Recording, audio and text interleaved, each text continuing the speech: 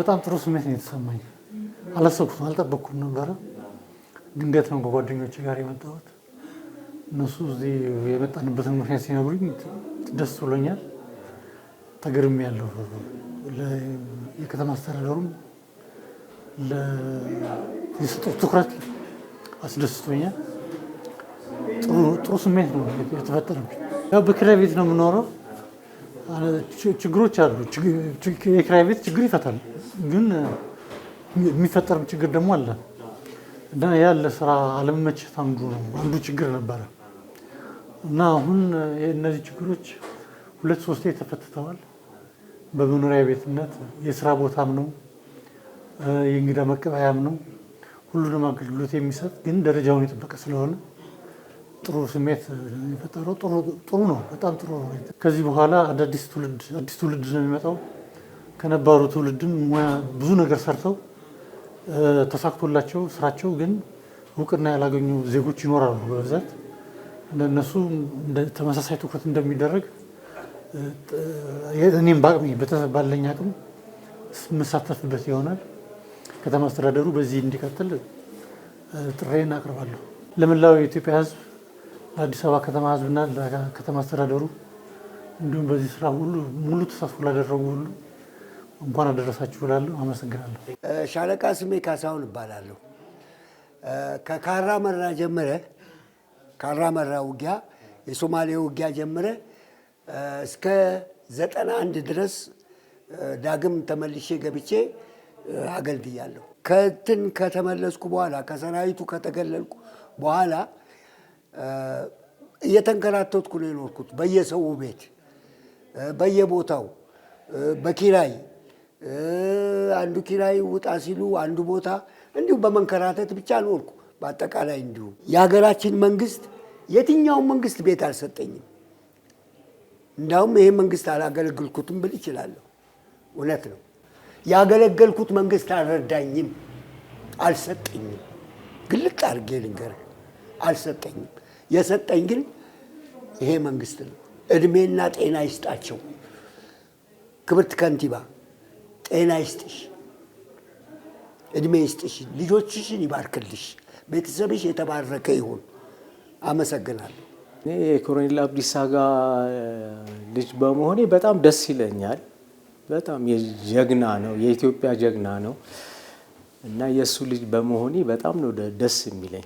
እኔ ይገርምሃል፣ ምንም እንትን የለኝም። የቤት ኪራይ ተከራይቼ ነበረ የምኖረው። ያላሰብኩት ያልጠበቅኩት ነው። ለምን ትናንትና ማታ ነው ተደውሎ የተነገረኝና በቃ ጠዋት እዚህ ከመጣው በኋላ ነው ቤት መሆኑን ስጦታ ክብርት አዳነች አቤቤ እንዳዘጋጀችና ቤት አዘጋጅታል ተብሎ የሰማሁት ጠዋት ነው እና ማልቀስ የጀመርኩት ከዛ በኋላ ነው። ለምን ፈጣሪን በጣም ሳመሰግነው ነበረ። በቃ ያላሰብኩት ነው፣ ያልጠበቅኩት ነው።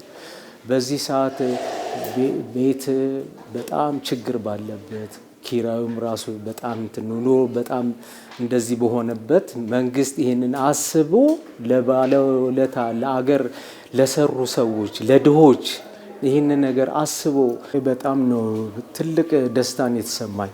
ስሜ ምክትል ኢንስፔክተር ቴዎድሮስ ጥላሁን እባላለሁ እና ያው የተደረገው ነገር በጣም ደስ የሚል ነው።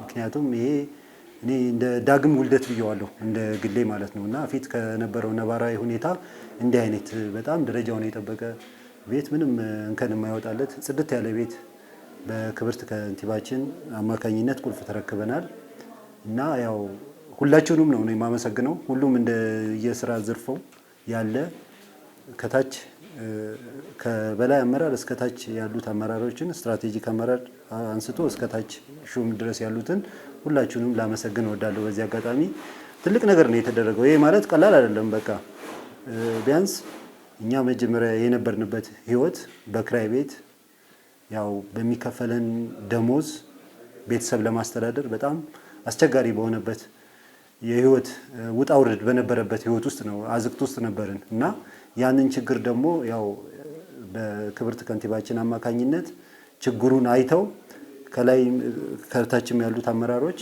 ተወያይተውበት እንደዚህ አይነት አቅመ ደካማ የሆኑት እንደገና ደግሞ ህዝብን የሚያገለግል ሰራዊት አባላችንም ደግሞ በዛው ልክ መጠቀም መቻል አለበት የሚለውን ሀሳብ አንስተው ነው ይህንን ነገር ሊደረግልን የቻለውና እኔ በጣም ደስተኛ ነኝ።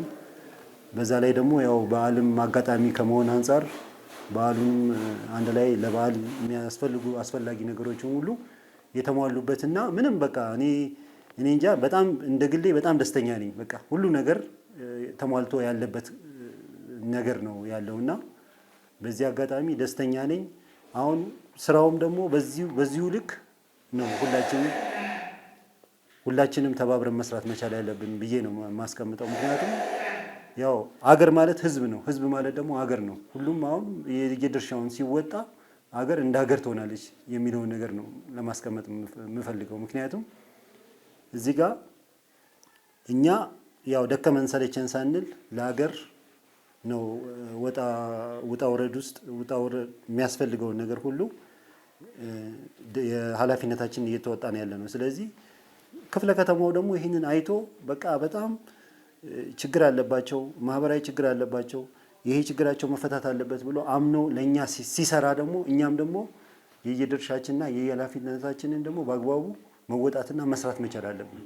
ይሄን ሲሆን ነው በቃ መተጋገዝ ሲኖር ነው ሀገር እንደ ሀገር የምትቀጥለው እና በጣም ደስ የሚል ቀን ነው።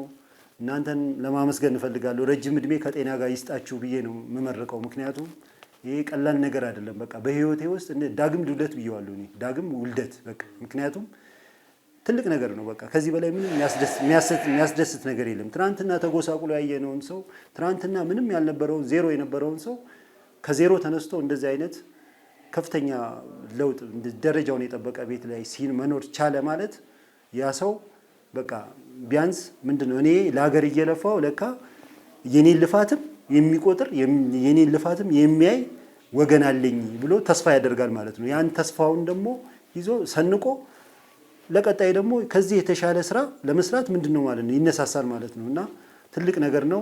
እግዚአብሔር ይስጥልኝ፣ መልካም አውደ ዓመት ይሁንላችሁ የሚል መልእክት ነው እኔ የማስተላልፈው። በቃ ለመግለጽ በጣም ደስታዬ ከቃላት በላይ ነው ብዬ ነው እዚህ ጋር የምናገረው።